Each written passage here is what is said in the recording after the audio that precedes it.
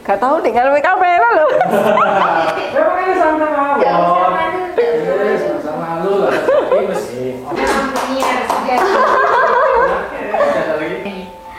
Aku bisa, aku pasti bisa. Ku harus terus berusaha.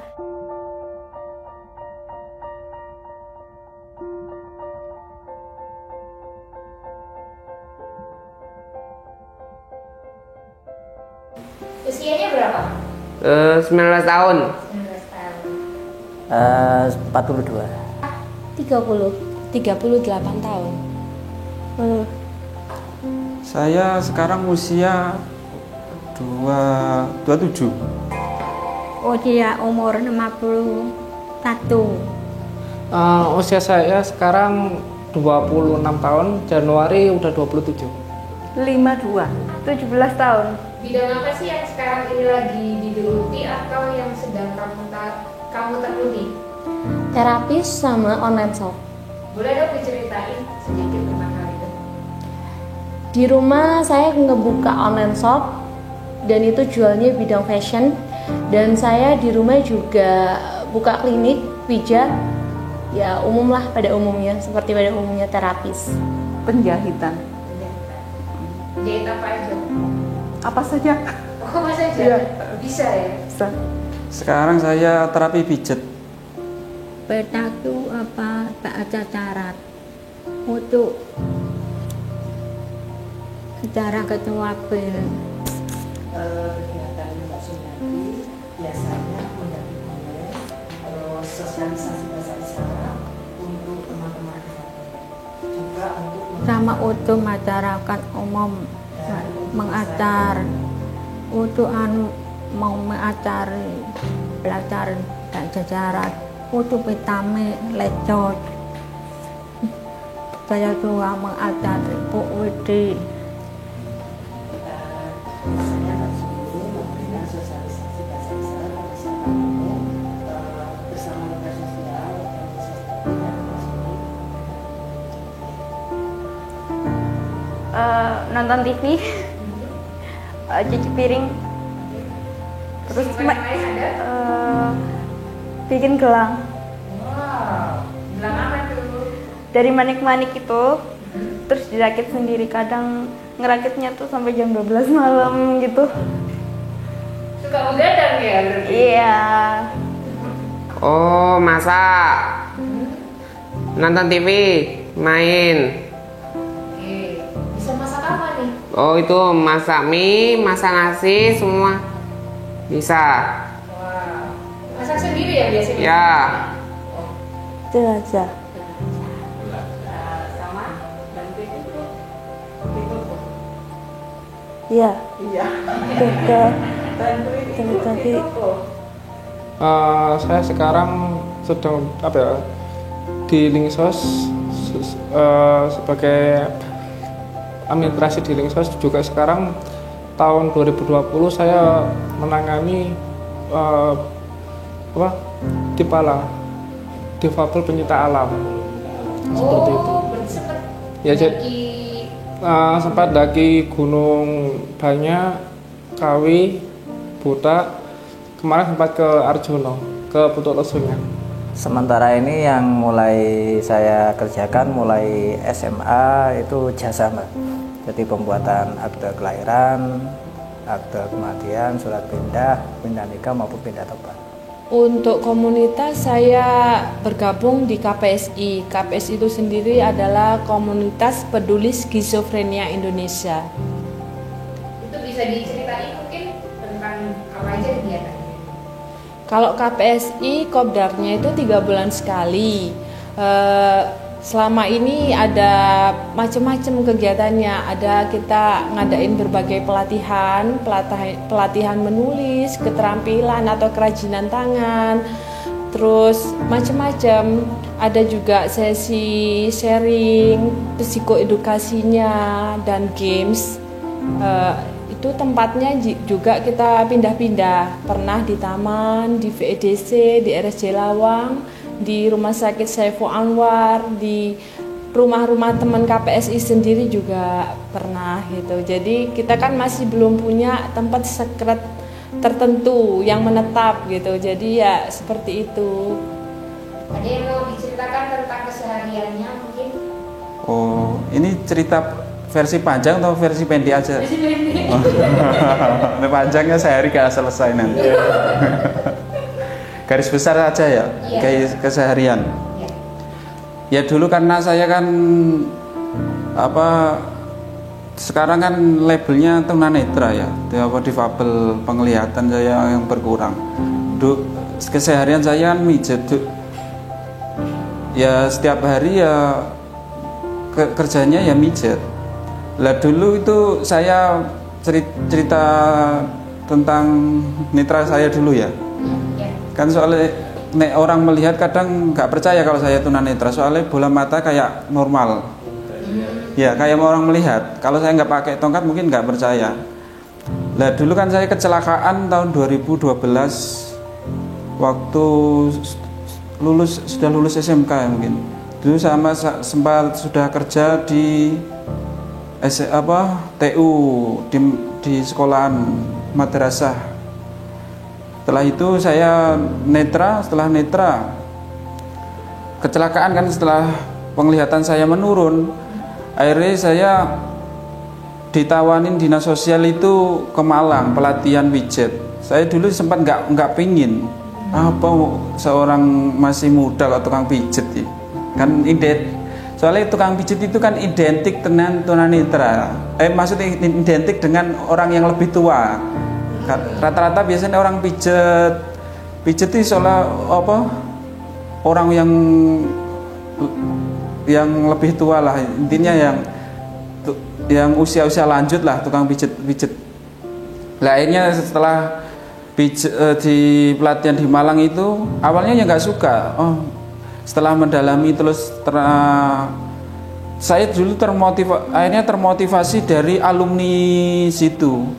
Dengan keterbatasan itu bisa beli rumah, bisa mengkuliahkan anaknya, bisa sampai maksudnya kategori sukses lah. Sukses itu tidak ketergantungan pada orang lain ya, bisa mandiri, bisa selayaknya orang lain ya, kayak gitu. Akhirnya setelah termotivasi saya terus semangat. Oh ternyata gini ya kehidupan seorang tunanetra. Oh akhirnya karena semangat itu akhirnya saya bangkit. Akhirnya mendalami pijet itu, alhamdulillah sekarang saya bisa berkeluarga dengan modal sendiri, nikah dengan biaya sendiri, bisa ngontrak rumah dengan biaya sendiri, bisa membantu orang tua tiap bulan mengirimi uang orang tua ya, membantu orang tua lah ya. Alhamdulillah dengan pijet itu, meskipun kelihatannya sepele ya pijet, tapi ketika kita nikmati, ketika kita sukai pijet itu, akhirnya ya rezeki itu pasti ada kan gitu. Cita-citanya apa? Cita-citanya apa Mbak Ulan? Ada suka fashion enggak. show? Ya. Susah. Coba pose dong. Coba kayak apa? Kalau fashion, coba praktek berdiri dulu. Berdiri dong. Enggak apa-apa dilihat. Berdiri. Cantik Bang. Berdiri. Ini ke sana. Kalau jalan kayak apa? 1, 2, 3. Pose. Oke, boleh ceritain pengalaman keseruannya gimana sih waktu mendaki kemarin? Saya sebagai anggota pendaki itu sebenarnya memiliki hambatan yang cukup berat. Saya itu fobia ketinggian. Dulu itu pas SMP itu sempat ke Paralayang, tebing antara saya duduk itu mungkin ada jarak 15-20 meter, itu saya nggak kuat berdiri karena terlalu fobia ketinggian. Nah karena teman-teman difabel yang lain di link sama Pak Ken juga dilatih untuk berlatih di bukit yang enggak terlalu tinggi itu aja, antara jalan sama lereng itu mungkin tingginya nggak sampai 20 meter, itu aja sudah ketakutan.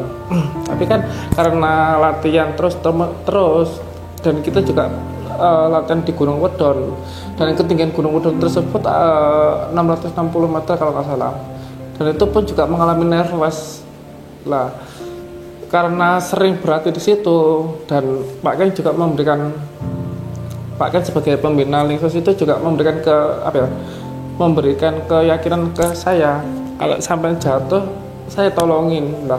Dari hal itu kan, oh iya, saya ini bukan takut ketinggian, tapi takut jatuh. Dari situ pun juga saya menumbuhkan kepercayaan diri supaya saya nggak takut hal itu. Dan saya juga bisa mengevaluasi diri saya ini butuhnya apa untuk mengatasi situasi yang seperti itu. Bisa nggak sih sebutin apa-apa aja keahlian yang kamu punya? Makan salah satunya. Apa ya? Aku ahli apa? Kalau aku ditanya aku ahli apa, aku ahli ngoceh sih kayaknya. Dulunya punya pengalaman apa nih? Presenter, MC, sama penyiar. Boleh dong diceritain sedikit pengalamannya? Waktu SMP itu dulu pernah jadi penyiar selama kurang lebih 3 tahun ya. Dari mulai SMP kelas 2 sampai SMA kelas 1. Terus beberapa kali jadi MC, jadi presenter juga di kegiatan-kegiatan tertentu sih. Pemain teater juga sih, ngeband juga. Banyak banget. Tuh masing-masingnya ada nggak sih dari sekian banyak keahlian yang dimiliki nih, ada nggak sih pengalaman yang gak bakalan terlupakan? Pengalaman yang gak bakalan terlupakan waktu teater sih. Jadi aku harus memerankan 2 peran, 1 peran cowok, 1 peran cewek. Terus gimana tuh? Ya, karena waktu itu gini, sebenarnya aku adalah salah satu pemeran utama cewek. Dan untungnya pemeran cowoknya itu bukan pemeran utama, tapi ya cukup diperlukan dalam cerita itu gitu. Nah, pas hari H si pemeran cowoknya itu tadi sakit gitu, dan nggak ada yang hafal skenarionya, nggak ada yang hafal perannya kecuali aku. Jadi pas si cowok itu harusnya dia berperan, aku ke belakang ganti kostum, terus nanti pas cewek aku ganti kostum lagi, mondar mandir jadinya. Ada gak sih pengalaman yang tidak terlupakan waktu mendaki kemarin?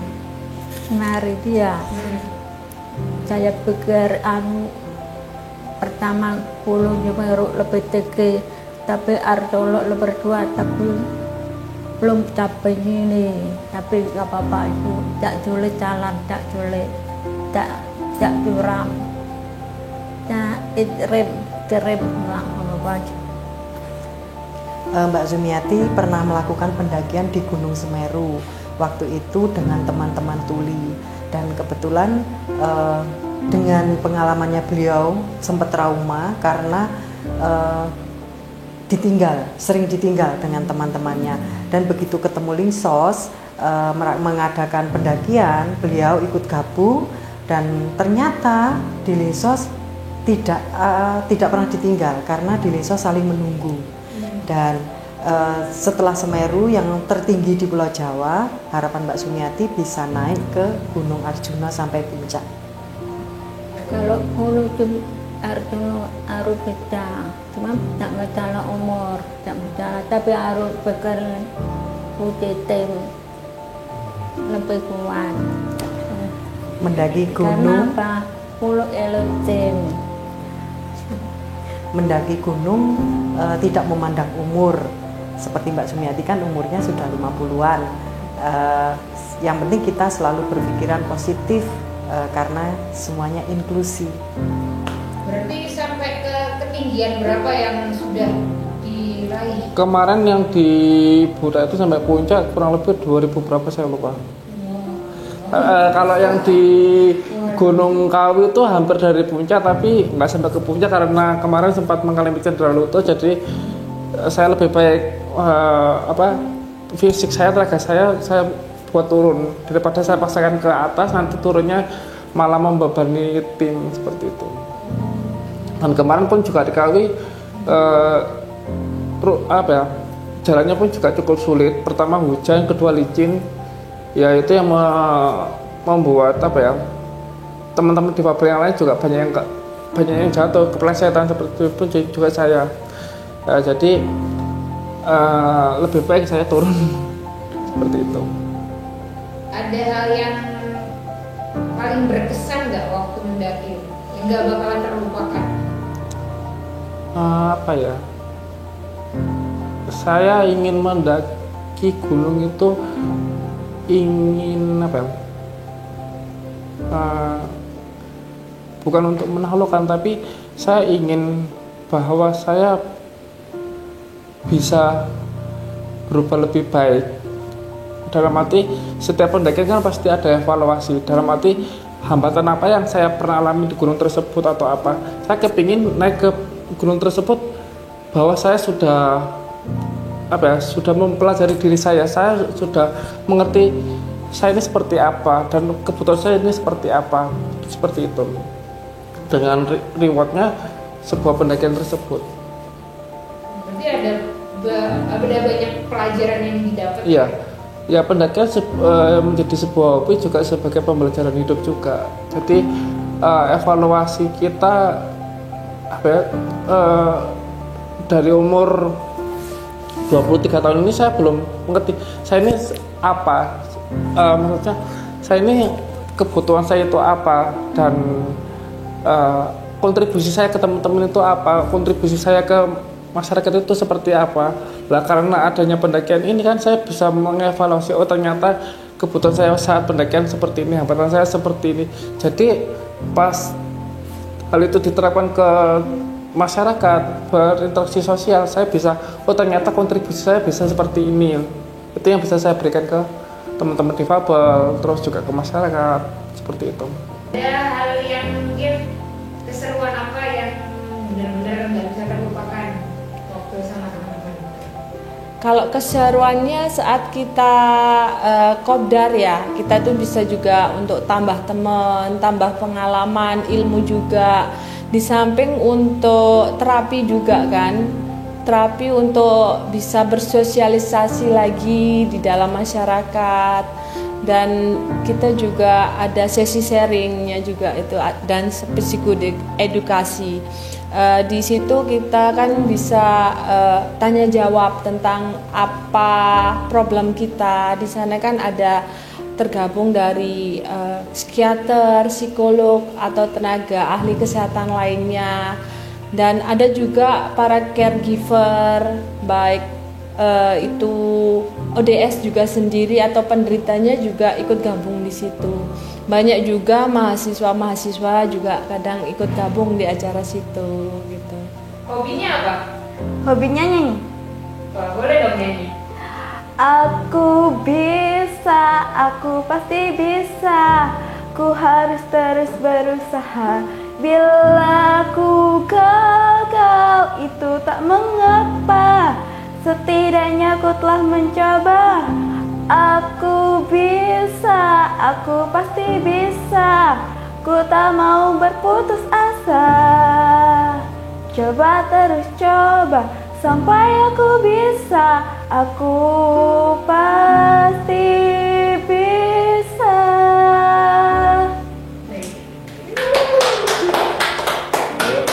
Cita-citanya apa? Penyanyi. Oh, nyanyi. Insya Allah kalau bisa, insya Allah penyanyi. Amin. Ada gak sih sesuatu hal yang ingin banget kamu raih dalam waktu dekat ini? Pengen Apa? pengen beli sesuatu dengan hasil uangnya sendiri. Wah, keren. Oke. Hobinya apa? Oh, baca. Cuma baca. Oh, baca apa biasanya? Ya baca buku sih. Ya baca buku. Oh, buku apapun ya? Sama internet. Internet. Ya. Suka internet tuh buka apa aja? Ya browser. Ya browser, YouTube, sosmed gitu. Net game gitu. Suka nge-game juga? Yo. Game apa tuh biasanya? Yo semuanya. Yo semua jenis lah. Kalau untuk harapan ke depannya ini apa? Harapan ke depan dalam hal Dari perkembangan bisnisnya ataupun dari pribadinya sendiri gimana? pastinya kedepannya berharapnya jauh dan jauh lebih baik lagi lah dalam segala bidang dan dalam segala aspek. Ada nggak hal yang benar-benar aku ingin bisa lebih maju di bidang hal ini nih? Itu ada apa enggak? Aku pengen bisa lebih maju dalam hal ini, pengenalan tentang disabilitas ke masyarakat dan edukasi tentang disabilitas ke masyarakat. Apa hal yang ingin kamu suarakan tentang disabilitas? Bahwa kita setara, kita hanya berbeda dalam satu sisi saja. Kayak misal aku nih, aku berbeda dalam hal netra gitu. Ya hanya mata aku aja gitu, tapi kalau untuk perasaan, logika, harapan dan segalanya kita setara, kita sama gitu. Dan begitu pula dengan penyandang fisik, penyandang rungu bicara atau mental, kita hanya berbeda dalam satu sisi, tapi dalam hal lain kita sama gitu. Dan kita bukan golongan yang perlu dan nggak butuh belas kasihan, tapi kita itu butuh dukungan, butuh motivasi, butuh support dari semua lapisan masyarakat. Harapan ke depannya apa? Harapan ke depannya kepingin usaha saya lebih maju, karena itu masa depan anak-anak. Jadi perjuangan orang tua memang harus dua. Anaknya ada berapa? Dua. Sudah besar-besar semua? Yang nomor 1 kelas 3 SMP, yang nomor 2 kelas 2.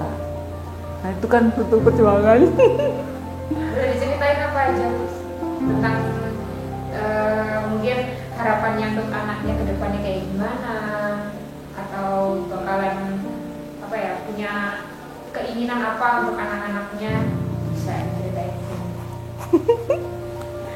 Ya pingin anaknya lebih baik dari ibunya, terus nanti bisa usaha sendiri. Kayaknya lihat anaknya sekarang itu pinginnya besok aku kudu iso jadi pengusaha, Bu. Oh no.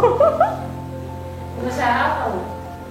Ya nanti dia sendiri yang milih gitu, nggak harus meneruskan apa profesi ibunya, yang enggak, kayaknya lain. Ada lagi yang ingin disampaikan? Saya itu cari ilmu sebanyak mungkin untuk bekalnya, untuk bekal hidupnya. Itu apa? Masalah apa? Ya agamanya, terus apanya, Mbak? Gak iso ngomongnya. Saya pengen jeru. Ceritakan semuanya. Nggak sekolah masalah Bian. Lu kok nggak sekolah begini bisa gitu? Nggak Mbak. Dulu aku kan naik kelas 3 terus kena polio dulu. 3 SD. Kena polio. Terus malu mau sekolah. Sekarang nyesel nggak bisa apa-apa. Harapan ke depan saya itu ya rencana sih, cita-cita ini saya bisa beli rumah sendiri. Ada lagi? Nah, harapan lagi ya sebenarnya saya masih pingin mendalami ilmu tentang terapi ya. Tapi mungkin karena tertuntut keluarga ya untuk kebutuhan keluarga, kadang waktunya yang belum sempat untuk belajar itu kadang yang kita belum bisa menyempatkan ya. Kalau misalnya ada kesempatan lagi, ingin kemana nih? Daki lagi? Ngikutin kaki aja. Kemana? Yang ngikutin kaki, misalnya kayak ada kesempatan mau mendaki ke gunung mana, misalnya kayak gunung tertinggi di Indonesia, Jayawijaya ya. Kalau ada kesempatan waktu, tenaga, ya ke sana. Misalnya ada kesempatan ke gunung mana, gitu. Ya memahami literatur sosial masyarakatnya juga. Dalam arti selain menikmati alam, melestarikan alam, belajar bersosial juga seperti itu.